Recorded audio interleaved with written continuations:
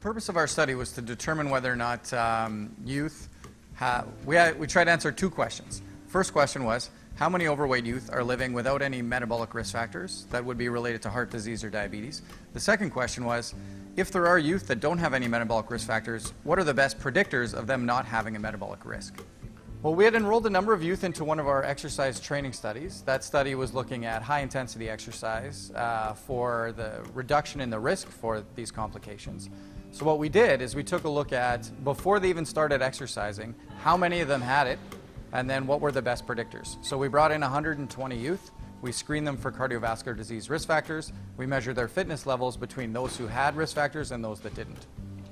So we know that obesity is a constantly growing problem, and obesity is associated with different kind of metabolic risk factors such as diabetes, dyslipidemia, blood pressure, liver fat, so ectopic fat, so fat that actually accumulate in the liver, for example. But there's still a certain amount of overweight youth or obese youth that actually doesn't present any single of those cardiometabolic risk factors. So what we found is actually that this phenotype is more characterized by a lower lipid in the liver, but also by lower adiposity level.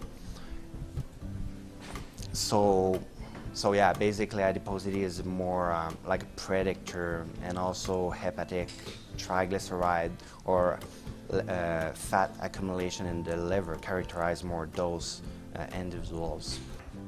So what we found was very interesting. About 1/3 of overweight youth don't have any risk factors for heart disease. So they have normal blood pressure, normal cholesterol, normal fat in their liver. We also found that their body weight was the best predictor. So kids who were carrying a little extra body weight, they were more likely to have high levels of cholesterol and blood pressure. And that fitness actually wasn't there, wasn't a predictor. Some people suggest that you can be fit and fat, so carry a little extra weight but be fit, and that's going to protect you long term. Our data didn't suggest that in kids.